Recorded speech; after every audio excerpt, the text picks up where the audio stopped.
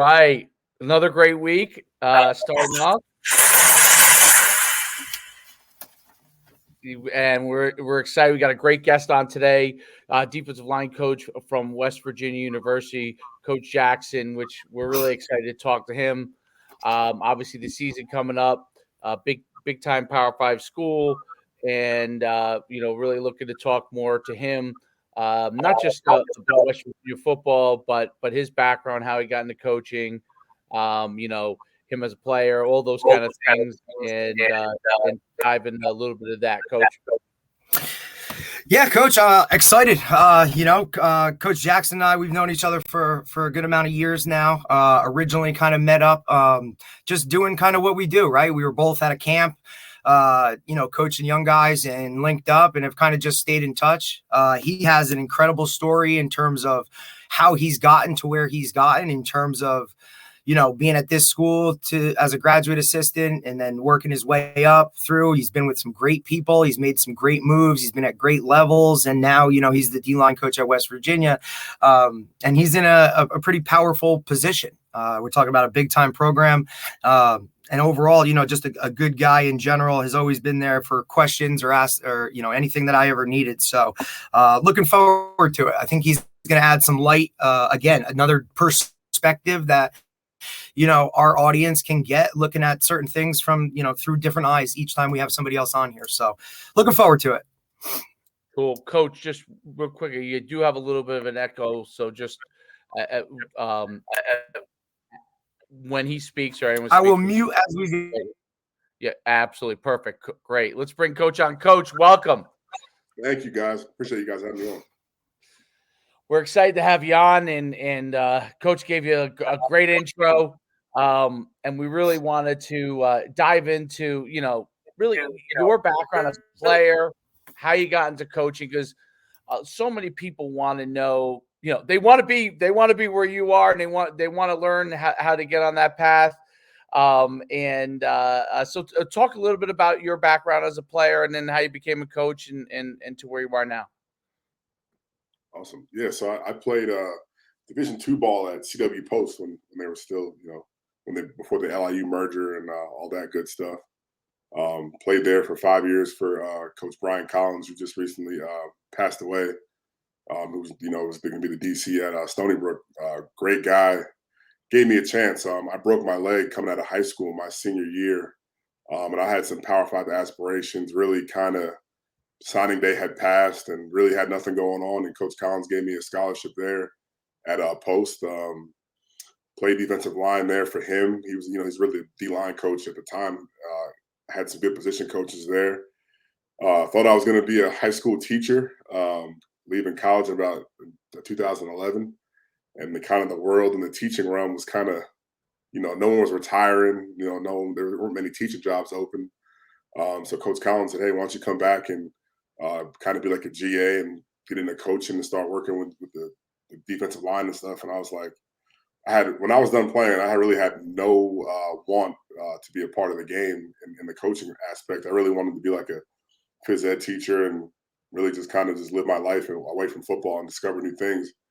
I think most of my teammates would tell you I'm crazy for saying that and thinking that. They always thought I was going to be a coach, I guess. But wound up GAing for him that 2012 season, and I haven't looked back. And it's even though I was a broke kid and really relying on my parents to still help me out, it was like the greatest thing I had ever done was to step on the other side of the field and coach and get involved.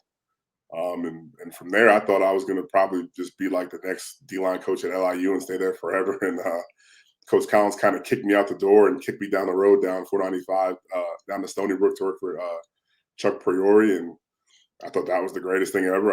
I actually, at first I was like, what did I get myself into? I know nothing. When I sat in the room with defensive coordinator, it was Lyle Hempel at the time, who was coaching down at Duke. And him and Tyler Santucci, who's now the DC at Duke. And I'm like, in a football world with these guys, I don't know anything that's going on. Learned a lot of ball from those guys and wound up landing a Power 5 GA job at Penn State 2 years later. And, that really changed my whole life and my outlook on Power 5 football and just being a part of it. I'd never seen anything that big as an organization, and never saw a fan base as passionate that as going into Happy Valley and get a chance to work with Coach Franklin. So from there, I was able to land my first full-time job at Fordham, and then made my way down to Mississippi, back through JMU, where we went to the national championship runners-up. Went to Old Dominion during the pandemic, and then kind of made my way up to West Virginia now for 3 years. That's awesome. We lost Coach D for a second. I'm sure he'll be right back.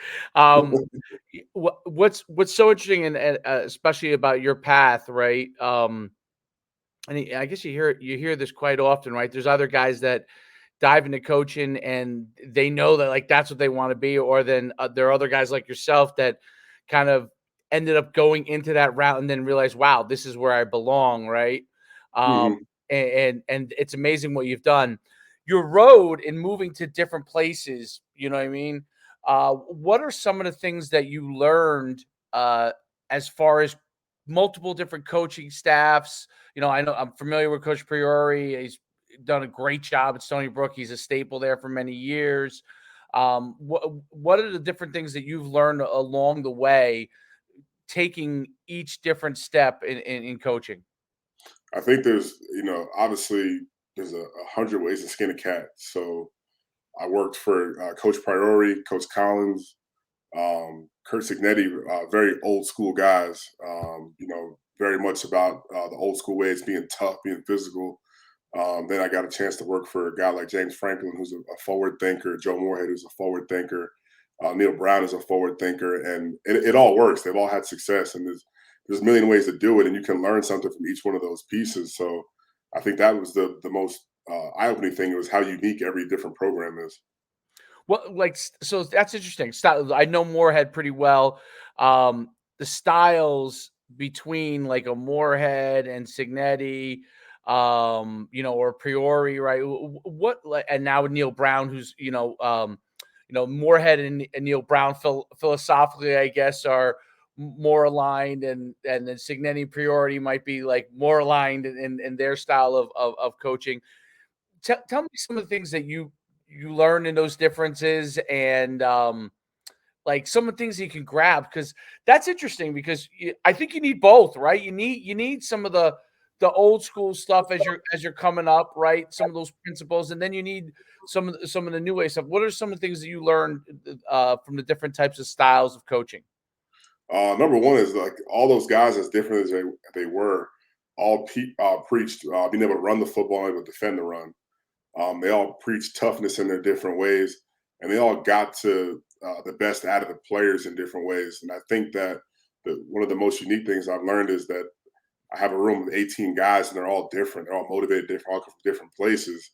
But it's also in the beauty of the game that we're able to take all those differences and put 22 people on the field, and the team that works together the best is the best team usually. So I guess kind of being more well-rounded, seeing the bigger picture. I mean, I drove from the Bronx, New York, from Fordham to Mississippi, and I really literally watched the United States change before my eyes, and all the different people. So I mean, and then again, as you get from the north to the south, football is the same game, but again, it's just different people doing it. Yeah, that's very, very right. New York City to Mississippi, two different, worlds completely. One's much more rural. Well, obviously, New York City is as urban as it gets, maybe in the world, right? So, especially where Fordham is over there by Arthur Ave, so it is populated as it comes. So that's really, really interesting. What have you found? So player wise, right? When you're looking for a defensive lineman, or West Virginia is looking for a player, what are some of the key things that you think that you're looking for in a player that can help them be successful in college if you're recruiting them? Number one thing is in college, and this is from being at the D3 level all the way to the Power Five level. You have to love this. I mean, this is a really huge sacrifice of time, and time is the most precious thing we have. So anytime I sit down with a kid, it's like, do you love this game to make it like an extreme part of your life? You're going to sacrifice time with family. You're going to sacrifice a lot of time with friends and different life experiences you're going to have to be able to play this game. And ultimately, you're going to get a lot of the good things out of it, but it's still, the ultimate sacrifice of time. And I think that's important, no matter what level you're on. Yeah, I think that's a big thing with facilities looking the way they do now, right? They're like all these facilities at the Division One level, obviously very different than when you're at LAU and a Florida, but all the facilities at the Division One level, at like West Virginia, you guys have as top of the line facilities as possible as money can buy, and that's part of the beauty of it, right? But you have to love the game because that's only what the fans see and people on social media see. Like here's what our facilities look like, but the day-to-day grind is what makes you a great player. What is a typical day? Kids come into camp, they starting, they come in, they start with your program. What's a typical day for them like? Usually, it starts off with a meal. Usually, we feed them in the mornings, get them going.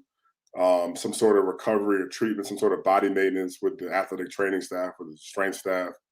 And then into meetings. Right now, they're not in class. Summer sessions are finishing up, and we're in the training camp. So, practice, meetings, walkthrough, and then in training camp, kind of that day extends out through probably a 12-hour span. During the season, we only really get them for about 20 hours a week. So you're talking about a lot of that body maintenance and recovery kind of stuff. All those little important details are kind of on your own, and that's where we talk about the importance of making the sacrifice. Those aren't mandated, and that's where the players are spending a lot of their time is taking care of their body on top of going to class and going to rehab and then coming back into practice and meetings. It's a full day. It's a full day, and then on top of it, I mean, those are long days, and game days are even longer days. Well, that's right. And travel, you could be traveling, especially you guys can travel all the way across the country Mhm. in the conference that you guys are in.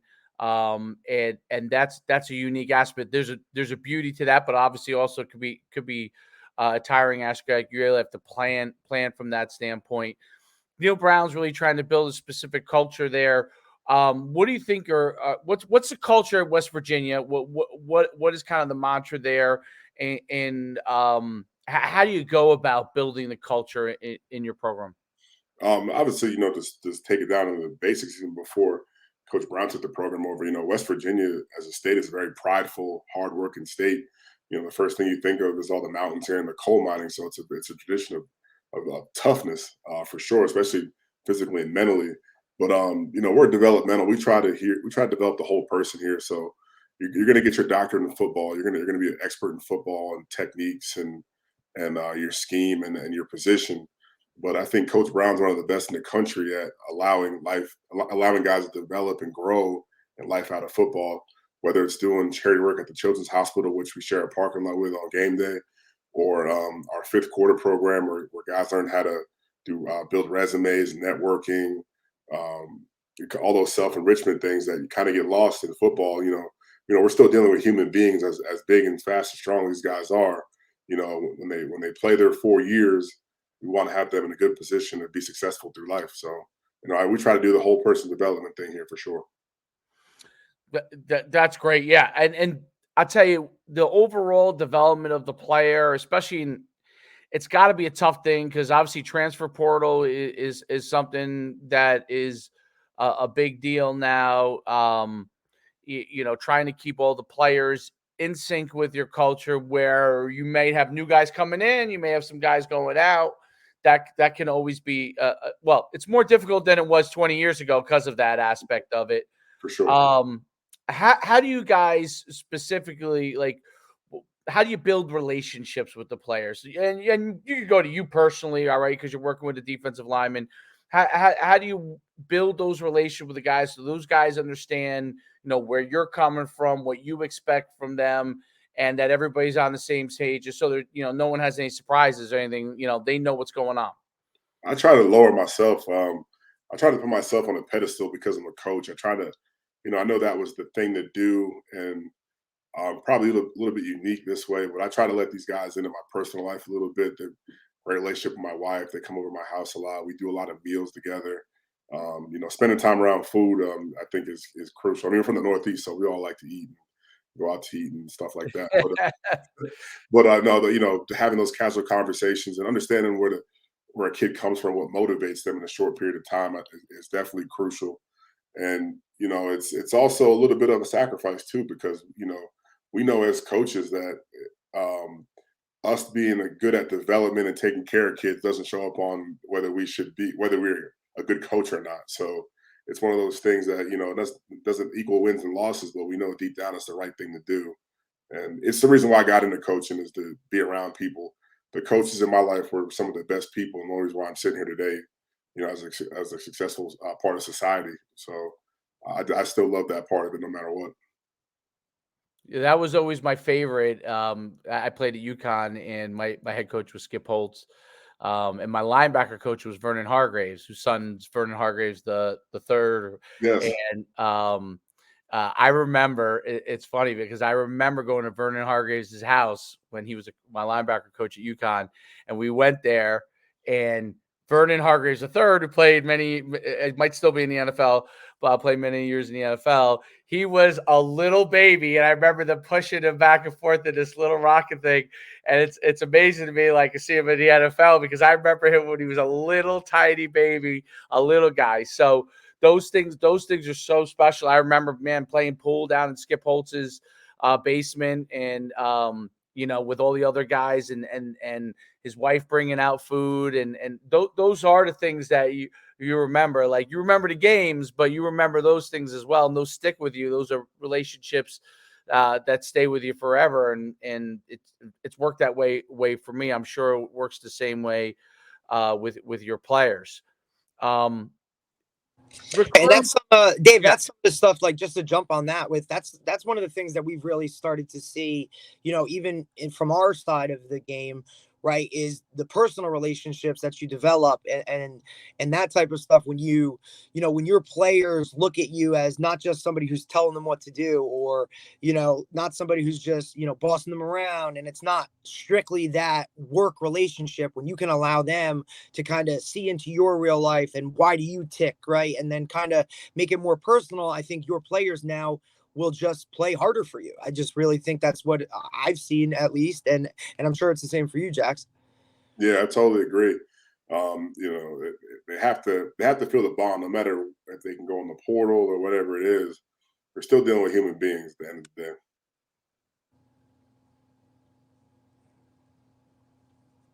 There's no doubt about it.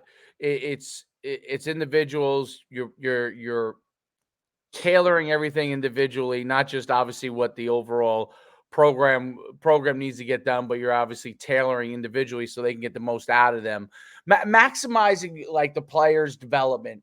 Like, what are some of the, especially, you could talk the defensive line, but you could talk overall West Virginia program too.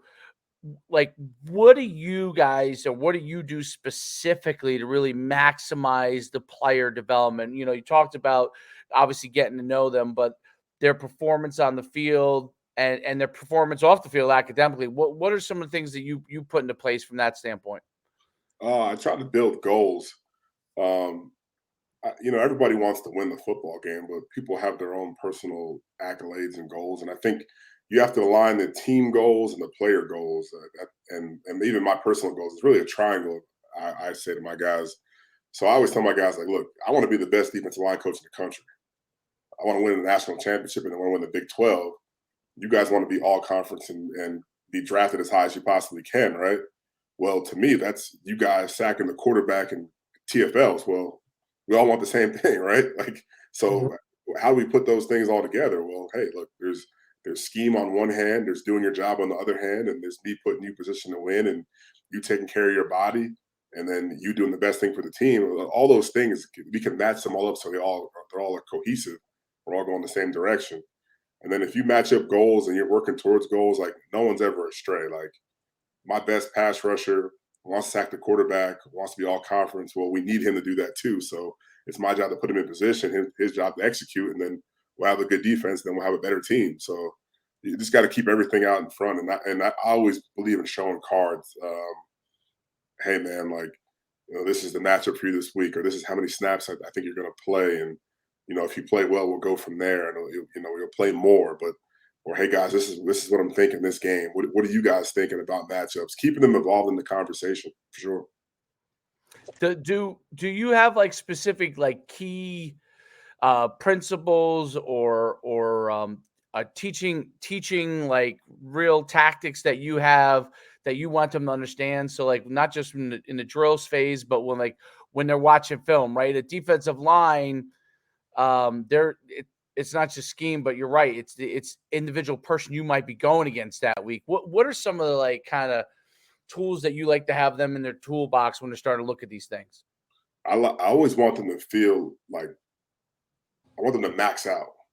I want them to be okay with maxing out effort-wise in the field because you never know the play. I also believe in playing a lot of guys.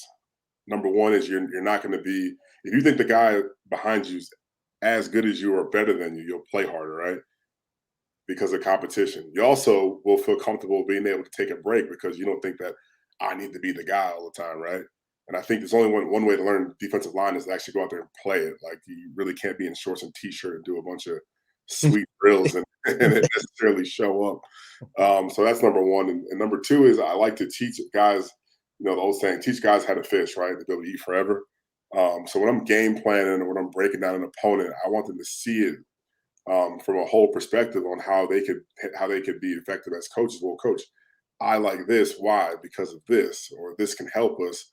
So when they're on the field and I'm on the sideline 30 yards away, that when they're coming back to the bench, it's real knowledge going back and forth. Because at the end of the day, I'm not playing the game. Mm-hmm. All right, I can make an assumption or have an educated guess what I saw on film, but I won't know what's really going on until the day after the game, right? So again, having those open lines of communication and giving guys autonomy. Like I really try to be a facilitator, just put guys in the right position and then provide the feedback to help them be in the right position again over and over and over again. Because at the end of the day, my job is to give you the opportunity, right? I can't go out there and do it for you. Defensive line is so diverse in the sense that each position on the defensive line requires maybe a different body type, right? Different skill. People don't realize they when you come up through like, I don't know, youth and high school, guys are like, okay, the defensive linemen are this, right? They got a motor and they're physical and they want, but when you get to the college level and obviously the pro level, like each position, strong side end versus weak side end, a nose versus a 3 tech, even a 1 tech might be slightly different than the nose, right? So going across the defensive line, like what kind of like type of players do you like, and maybe even body types do you like for each position? Yeah, so starting on the edges, arm length is Yeah, it's something. Yeah, it just is a thing. Like I was able to work with Montez Sweat when I was at Mississippi State, and I mean he had a lot of great intangibles, but like no one could ever touch him. His wingspan was insane, right? So I mean having length there and twitchiness across the board is another one. And then the ability to rush the passer from the edge, like having a pass rushing threat is crucial. Interior wise, like at the nose position, the A gap players, I mean, you got to be the toughest dude in the team. Like, particularly, like, I love wrestlers, guys with low center of gravities, guys that have trained, doing craziness, like doing dumbbell curls in a sauna. You know what I mean?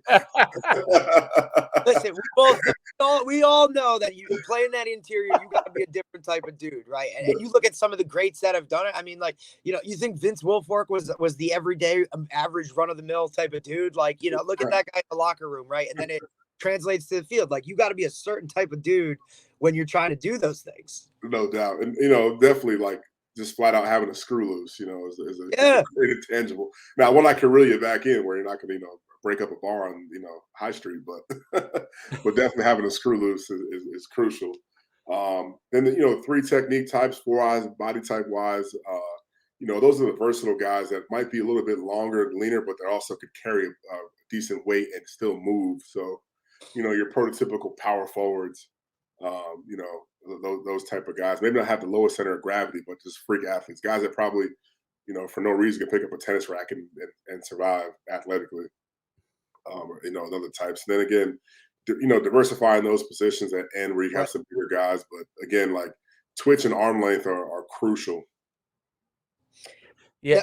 Jax, for you, I'm sure you've seen obviously that with the levels of where you've coached, right? So, and I'm sure just amount, right? Like total amount of guys per position, and then there's a lot of intangibles that go into that. What defense do we run? What conference are we in, right? So I'm sure those things kind of stack up. Can you list those kind of things, like where they kind of in an order in any way? It definitely has to be. To me, you have to put guys into a fit. So it really depends. So like if you're working with people that are kind of more willing to adapt to what the room is, then Right. you can go out and recruit the best athlete, right? If you want someone that's going to be more, hey, we're 4 eyes and a 0, then you have to go recruit the biggest guys, right? And I'm sure you dealt with both of them. Like, hey, I got to go on the road, and I know I need to recruit this as my 3 tech, right? Or this is what I need at the edge. And then other places, it's kind of like, okay, let's go and look at it and see. All right, this is the guy. I can get this guy, and now he can do this, right? But I think one of the things that you said that I really touched home was like you like to play a lot of guys. And I think in the way of the world now, Dave and I have discussed it. The more guys you can get on the field, it's the same thing with like groupings for offense, right? Now those guys, even if they're not the guy, they're playing a little bit. Maybe that's more of a thing that will now keep them in your program rather than having to go, constantly fully recruit your roster every year, which is something it looks like is going to happen. No doubt. And honestly, the biggest thing that forced my hand I wasn't even thinking of like keeping the team mentally together and all those kind of things and making people happy was the tempo guys. They force you to do it at D-line. Right. You got to stuff. Yes, but yeah. I mean, Texas Tech's going to go 3,000 miles an hour. You better have 10 guys that can play. Right. There's no doubt. What differences? So you've been at multiple levels, which is really cool, right? West Virginia, like what you're able to recruit and get there versus when you're at Fordham or Stony Brook or any of those schools. Like, what is the difference? Like, people are confused as to what the differences are. What are the differences that you see at your level versus maybe some of the lower levels? People say I'm crazy, but it's not skill.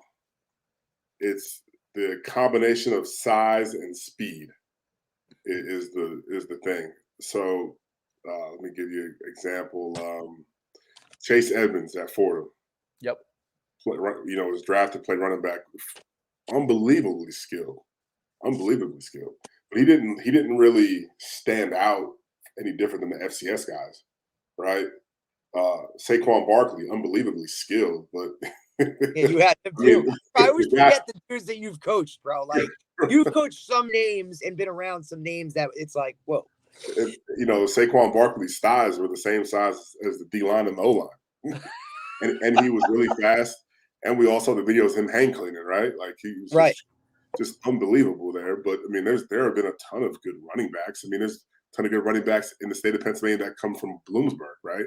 We've had pro guys come out of there. So or Slippery Rock, have had pro guys come out of there. So it's unbelievable. I mean, there's I coached John Daka and Rondell Carter at James Madison, and those two bookends were unbelievable. I mean, it was sacks left and right at JMU, but Montez Sweat is 6'7", and his wingspan was almost 7'2", with just as athletic as those guys. So it's really the combination of size and speed. Watching the linemen run these days is like it's really not different than looking at the DBs. They're bigger, but they're just as agile.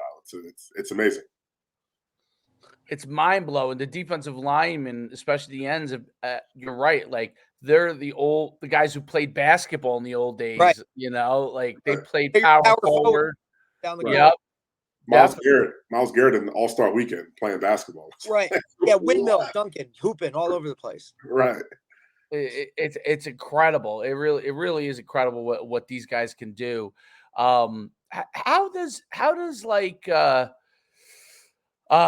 academic situation look? So like a player comes in, they all come from it's not a education standpoint, but they're coming from all different places, right? And they may have taken this class here and they may have taken this class at this high school. What are some of the things that you have to do to make sure all your guys are successful from an academic standpoint? Well, the best thing we do here, and this is the only school I've been to that actually does this, is we test the guys for like see where they are foundationally. So obviously, some guys come into school and they might have had a reading disorder they didn't know about, or a learning disability, or learn differently, right? So we also test for learning styles, so we're able to reach them on their level. Mhm. Um, Huge. some guys, we thought were very sharp, or whatever, but they just needed glasses, right? They test Yeah. their eyes, right? Or if we're afraid to raise their hand and say they couldn't see the board, so you find out where they're at, number one, and then I think the biggest thing is when they're picking majors and things is to find things they're interested in, Yes. as well as they can handle. And I think interest is more than handle, right? Like you can find a way to get tutoring, you can find a way to get the material, right? And you might make a C plus, but you'll still get your degree, right? But if Mhm. you're interested in it and passionate about it, you'll do it, right?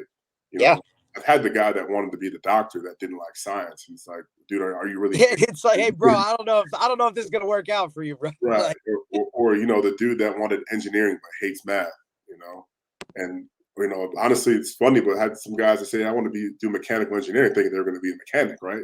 It's so some Right. guys yeah. just don't. Some people just don't know, And I was there too. I mean, I didn't know exactly what the hell I wanted to do when I was coming out of high school, but you got to find out what people's interests are. Like I'm an awful golfer, but I hit one shot, I have a great day.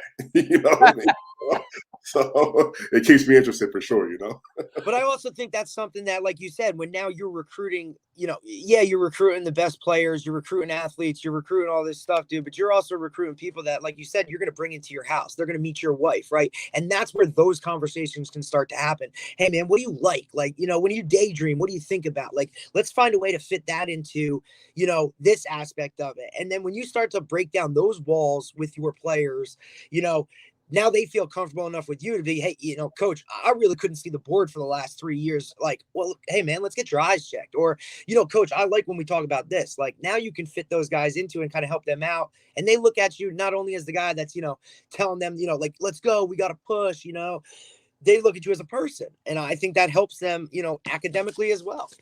Absolutely, and like I spend more time with my players than my wife, so we hope we get along. Hopefully we're there for each other and more Right. aspect than just snapping the ball over and over again, right? No doubt about it. It's one of the interesting things about, like, from a recruiting standpoint, players that you're bringing in and they're coming from all different areas and different places, especially West Virginia, right? Because that's a smaller state, and you guys have to recruit from many different areas. Yeah. I heard some interesting things on recruiting that, like, I don't know if you guys even I'm sure you do, but like player personnel has become more important in recruiting. Staffing. Yeah, I just saw something on that today, like how that's becoming more and more of a where you guys are coaching on the D line, like they might more bring people to you and say, okay, these are the guys we really like. Like, what do you think? Whereas in the old days, maybe even when you first started, you were probably going out and finding those guys. Explain a little bit how that works now. Well, so even when I first started coaching and recruiting services just started getting big, right? You got the recruiting service there out of Jersey was one of the big ones, and 247 was getting big, and I Right. remember it was like the Mike Quick show was on, and he covered New York and New Jersey, Connecticut, and Eastern Pennsylvania, and you got a couple guys, but now it's information overload. Like I get lists of guys from California, or California Junior College, or Texas Junior College, as well the areas I might already know guys, or Derek sends me guys, right? So the guys in the DPP role has really been able to synthesize it because it's too much for me to do. There's no way I can look through this list of people, call these recruits, scheme, take care of my guys, and take care of stuff in my personal life all at once. So those guys have been able to boil it down. What do I really need to know? Like I don't need to sort through a list of 100 defensive linemen in one little area because probably 3 of them can play for me, and probably maybe one of those guys I could actually attain, right? You know what I mean? And one Mm-hmm. of those guys that'll, I won't say fall to West Virginia, but there's schools out there that are sexier or have different NIL. So like, hey, these are the group of guys that we could yield. And I think that's the best thing that DPP does. And it might be a guy he really likes more than I do. Maybe some characteristics, maybe a little bit different, but at the end of the day, like that guy's a power 5 or whatever. And whether you love him or he likes him or whatever, like at least I'm not wasting my time, you know. Right. And you know, the NIL piece, I know you guys are going to bring it up. Like that's a huge factor too, where Right. like those conversations are, yeah. I Transition. mean, those conversations are completely over my head. Like number one, I don't know Right. what the budget is. I don't know Right. what we essentially exactly offer, right? And I sure as hell don't need to be the one talking to the young man's agent because then again, I don't know. So Do players have like is that something that's That's become more great. of a thing to have agents in general to yeah, represent them for NIL? Is that some of the things that are going on in yeah. that And space? I actually like it. Like number one is I think there's you know, most agents have a legal background or some sort of understand the industry. So I think that's really good. They can go out and yield those things, and I think it's good protection, right? So you're not kids aren't signing away their lives to you know to whoever, right? There's some sort of there's someone out there gathering all the knowledge that again that I don't have the time or the means to do. I really tell guys that bring me, hey, coach, what about this? Like you need to go talk to a professional because I have an agent that takes care of my stuff, or a lawyer I speak to about, or an accountant I work with because it's not my background, right? So again, I think it's good for those kids to do that, and I think having third parties in those conversations are really good. It's awkward walking into your boss's office and sometimes telling him you want a raise. It's a little easier to have a guy Right. Yeah. calls and then also make sure all the ducks are in a row. This Right. conversation need to be had between two people that a professional could take care of. I like it honestly. Yeah, well, obviously the transfer portal and NAL and coming in at basically the same exact time Mhm. has totally changed a lot of things. But I mean, obviously everyone's fastly adapting to the new world and figuring out along the way, figuring out what's best for their program.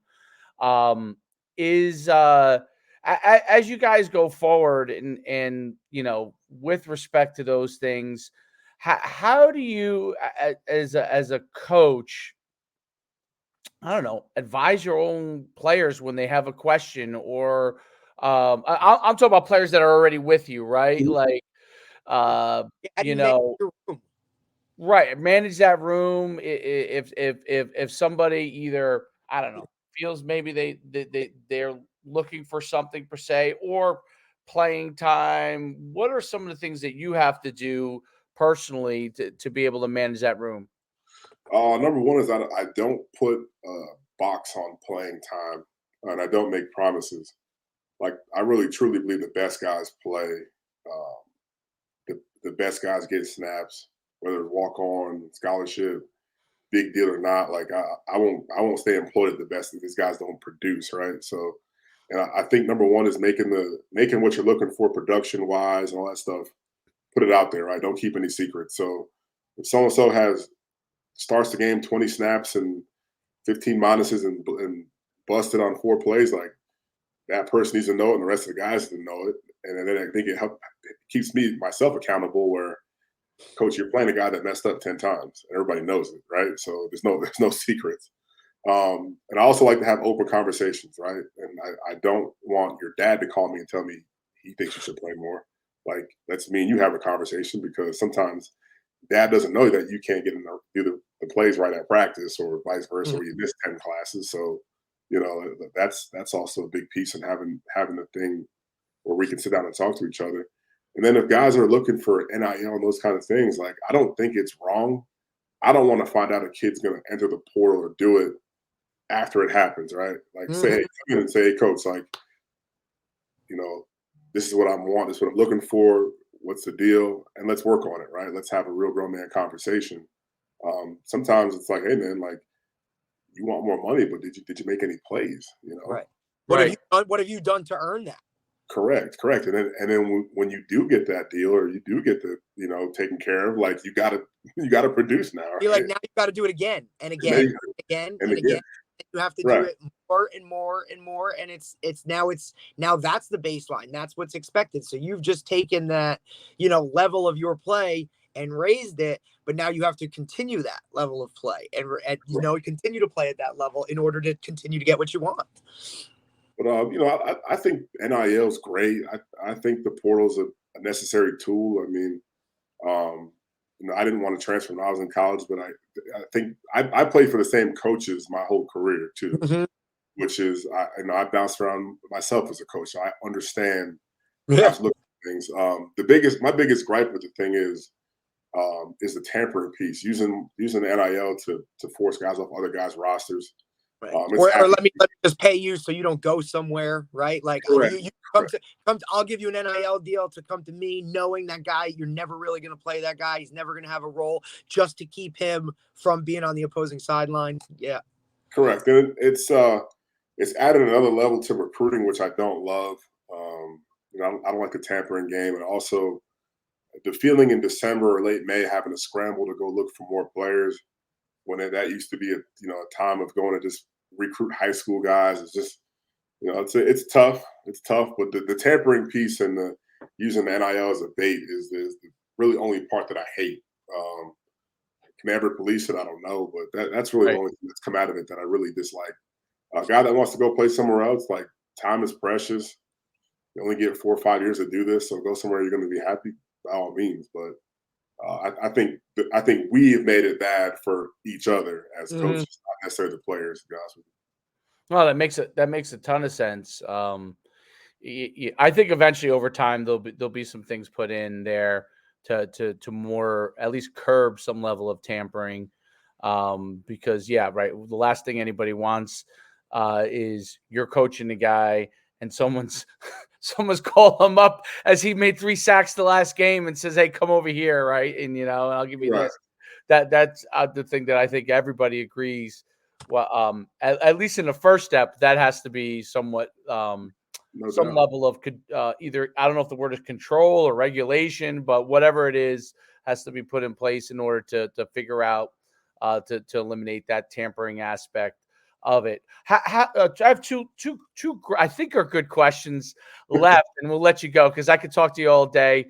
But with how first of all, what's the best way for a prospect to reach out to you? Well, like, what is that like?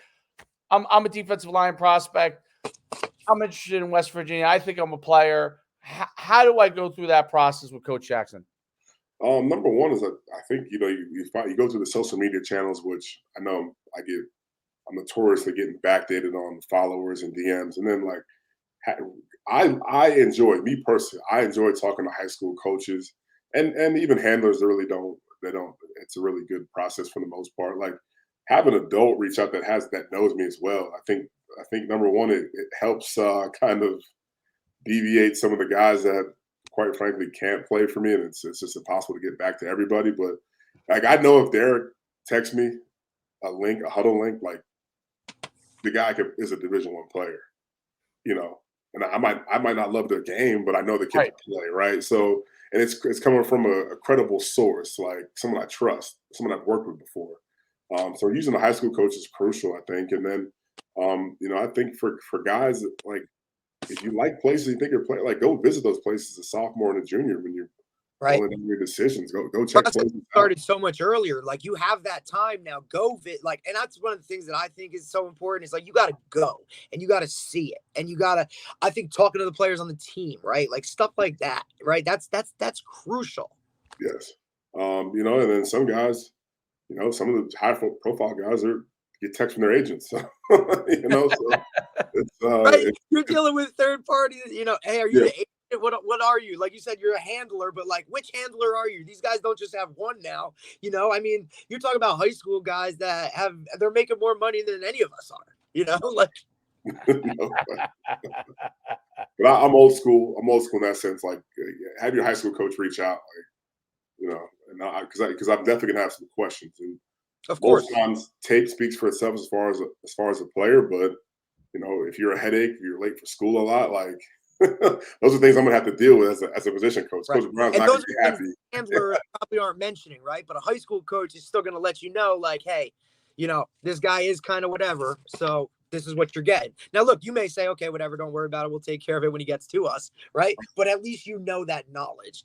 Exactly. It's the same thing. When I send you a huddle link, hey, bro, tell me what you think about this guy. I don't know if he's for you, but what do you think? And it's quick. Here it is, right back. Like you said, you get back, and that's the type of stuff. That's the relationship, how it works, especially, with high school coaches. number one. And honestly, like I'll put this out there because I think it's becoming not a huge problem, but it's a problem. Like I know if Derek texts me, the measurements are going to be really close. So for instance, like if he tells me the kid is 6'4", and I watch the tape, that in my mind I'm seeing someone that's 2 inches taller than myself, right? And that's the opinion I have on the kid. If he tells me the kid is 6'2", like, all right, I'm thinking he might be shorter, but I'm looking at it from that lens. But the worst is when you see on a kid's tape or Twitter 6'5" and all these, and they're way off. You're like, he can't even foot. Right. Number one, it makes you look bad because you lie. Literally, you lie, right? And it changes the perspective. Like I've been around a bunch of 6'2" defensive linemen that are awesome. That I know I could take another 6'2" kid. You know, maybe in this cycle I'm not looking for that, and I just went to that school or I brought the kid on campus and I wasted everybody's time. Like that'll set you back too. Like I just wish guys would use the exact measurements, because at the end of the day, we're wasting everybody's time. Right. Don't waste anybody's time. Right. There's nothing worse than a 5'11". Now the next time you might actually have a 6'3", 6'4" guy, but you know what? Now I'm already kind of, I don't know, like you've already burnt it right away. Or you might just say, I don't even have the time, dude. You already burnt me. See ya. I'll never take a player from you again. Yeah. Right. Somehow they got into this arms race of lying on their height. Right. Like it goes up an inch every time they post it on something different. 24/7. Can't keep growing exponentially. More, right? And it's like their TikTok says 6. Everyone is it's like, what are we doing? It's like, oh yeah, coach. How tall are you, coach? 6'3"? No. I'm 6'1.5". Right. He's shorter than me. Well, I'll tell you a funny story. When I first started running all the camps, and I didn't know this was a thing. So when I first started doing the camps, back in 2005, I would take pictures with the award winners. Okay. And, well, this is what's interesting. Originally, I was taking pictures because people would get familiar with me and they would know that I was running the camps. But the coaches in college wanted me taking pictures with them because they all knew I was 6'1". Like they would stack them up next to you. 6'1" with no shoes on. So if a guy was taller than me, they knew he was a certain height. If he was shorter than me, they knew he was a certain height. So it was all of a sudden became a thing. It's like, hey, are you going to keep taking pictures with the guys? Because we know how tall they are or aren't, right? And it was an amazing thing. I never even dawned on me that it was like, I know this guy is this height. If he's taller or shorter than him, I know what the height of the kid is, at least approximately, right? So I can tell if they're telling the truth or not. There's nothing worse than being in a staff meeting and saying, hey, this kid, 6'4", whatever's coming, and you bring him to the head coach and he's 6'1". Yeah, because even Coach Brown's barely 6 foot, right? Right. And again, like Coach Brown's got to meet with 40 other people. So it's like I just wasted the head coach's time. Right. Which is not something you want to do. Right. He's got how many daughters at home, right? So, he's trying to live that life too. You know what I'm saying? He don't have time to be wasted. And it's just like, hey, this is a guy. And look, we see it all the time because these guys come to our camps and we look at it and we're like, wait, what? And it's this. It's like, come on, man. Like, just wasting everybody's time here, which is why I would think for you guys to get a guy on campus to come out to, camp or wherever, just so I can physically see you in person and get my eyes on you. No doubt. And for them too, the biggest thing is, we talk to players all day and we text back and forth, call, FaceTime and whatever. But like your folks have to be comfortable with me.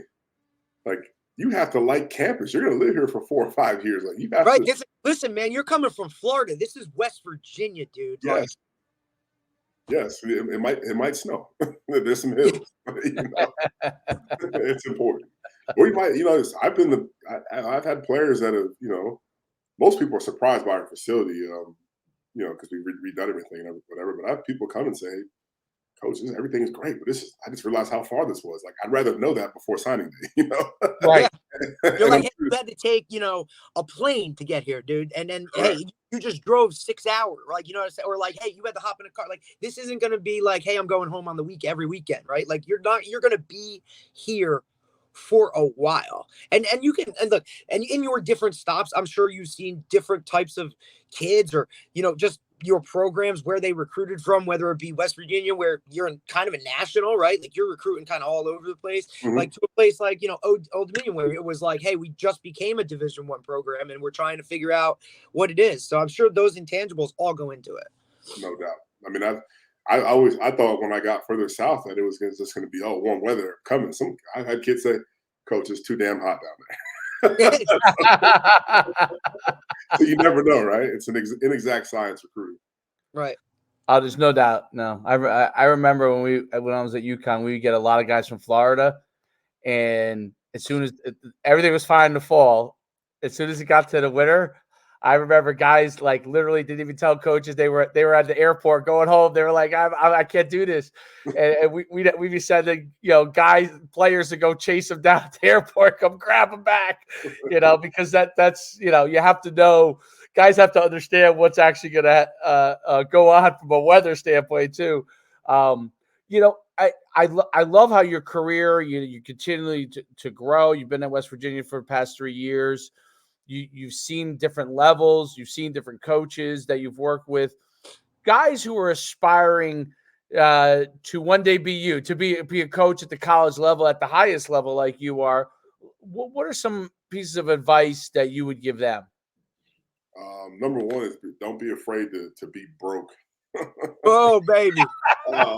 Derek knows. I mean, we had a great time working camps in summer, but it wasn't always because I wanted to coach football. I need money. Right. Listen, dudes like us in a dorm room, right? We were coaching camps at colleges that didn't even have football teams. We were just using them as facilities, right? Like right. I think we did one at St. John's. We did one at St. John's. I mean, and then we just listen, like that's just what we did. That's number one, and have your goals, have your dreams, but be realistic. Like you might have to start off at a Division III school painting lines. I was CW Post and I was flipping laundry in the weekends. I mean, it is what it is. If you really want to do it, you have to really have a humble beginning. Sometimes not everybody's going to get the P5 GA job. Number two is learn the computer stuff.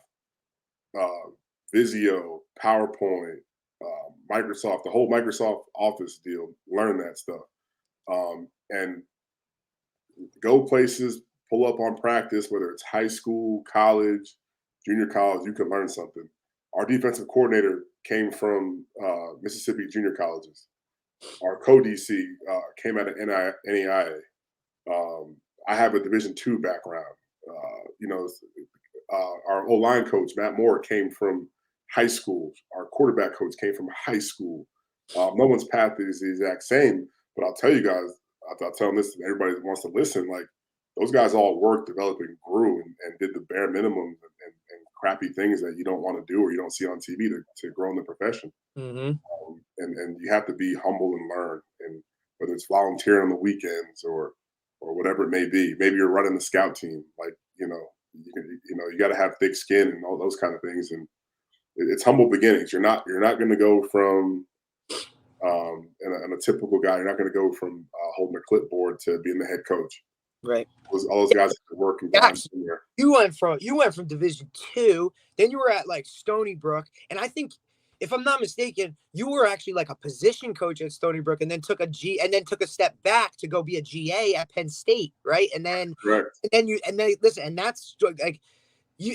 I know we're getting to the end here and we want to let you go because I know you got stuff to do, but you transitioned like those jobs that now you got where you had become a Power 5 coach kind of came from you being a GA, those connections and networks, as you moved up to Old Dominion, to James Madison. Like, I'm sure there was a guy that said, hey, I coached with him here, or I've coached with a guy who coached with him, that kind of set you to that next level. Absolutely. And I mean, there's a lot of moments that I was, like, dang, I got to get this guy coffee. Like, I got to go pick up his dry cleaning. I got to go grab lunch, like you said, humble beginnings. Yeah, I got to fold these towels. I got to clip the loops. Like, yeah, I got to, and then I got to draw the cards, and then I got to go coach a position, and then I got to go recruit. Mm-hmm. So it's it's definitely, definitely a work. And there's no straight path. Everybody's path different. You could bring in 100 guys and ask the same question, you'll get a different answer, but they'll all probably tell you have to work really hard and spend a lot of late nights and a lot of early mornings, you know. Coach, thank you so much. It's been fantastic having you on, taking the time to out of your day. I know how busy it is to talk to us. They can go and reach out to you at Coach Jax, JAXDL, right? That's your Twitter, I guess. Correct. Yep, that's my Twitter. You know, definitely follow me on there, and you know, send a DM if you have any questions. I'm not opposed to sending coaches drill tapes. Any of that stuff I learned from stole my drills from other people too. So coaching game or anything like that, I'm What we do. It's what we do. Also, one of the guys, Coach Jack, he still does clinics, right? Like he goes out, does the Glazier clinics. He gets his face out there. You know what I say? So just a phenomenal resource for our listeners. I do the Glaziers. I big promoter of Lawrence First and Goal. So yeah, I'm out there. So yeah, I love that you do that, bro. And I think that just comes back to our how we were brought up, right? Like somebody helped you or somebody sat with you and worked through it, and then you're still willing to do that. Like I think you're still a people first guy, right? Because that's what ultimately gets things done is people. Absolutely, 100%. Appreciate Thanks, you, Coach. brother. Have a great day, and we'll see you real soon. Good luck this season. All right, fellas. Thanks bro. for having me. I'll talk to you soon. Thanks, buddy. All right, appreciate it. Later, man. That was great. Really good dude. Really good dude. Like I said, known him for a while. You survived technical difficulties. Unbelievable, bro. It's all good. We're good. Listen, I know he's just such like just his whole path, right? And he's so humble that he'll never touch on it. You know what I'm saying? I mean, he played at a school that's no longer like, it's not even a school anymore. They transitioned from Division II, changed their whole, merged with LIU, and now it's just you know, one program. That's kind of where he got his jump. And then, like I said, he was at Stony Brook for a little while. Then he went and GA'd with, you know, at Penn State with Saquon, and obviously, you know, then the jobs that followed from that, you know, he was at Mississippi State. You're talking about a D-line coach in the SEC, and then, you know, then James Madison. So he's been at FCS schools, top level, right? He was at Old Dominion when they transitioned to a Division I and got that job because the guy who was coaching defense at Penn State when he was GA and knew he was a good guy and said, hey, come coach my D line, right? Like, so he's put in the work to kind of, and now he's at West Virginia. And look, this is a big year. Like, you know, he's very open about thinking like, hey, dude, if we don't do something, I'm not going to be here very long, because he's a very open about that. So he knows he's got to coach his tail off. But, you know, I think some of the things he said were very, you know, really interesting, talking about his room and how he likes to, you know, really get into it with his guys. And I think as a position coach, you can kind of do that stuff because you're with them in the meeting rooms more one-on-one, and, you know, talking about bringing guys to his house for food and,